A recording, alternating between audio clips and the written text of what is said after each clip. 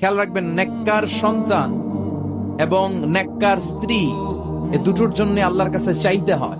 এমনি এমনি নেককার সন্তান পাওয়া যায় না, এমনি এমনি নেককার স্ত্রী জুটে যায় না।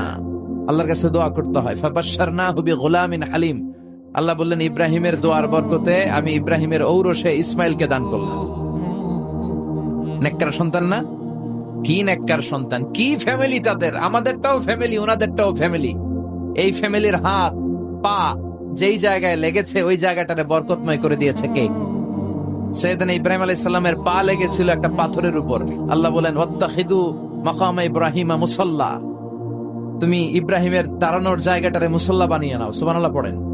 ওনার ফুটপ্রিন্ট আছে, সাইয়েদনা ইব্রাহিম আলাইহিস সালামের পায়ের ছাপ আছে ওই পাথরের উপরে। দেখেন, পা লাগছে, ওই পায়ের জায়গাটা বরকতময় করে দিয়েছে কে?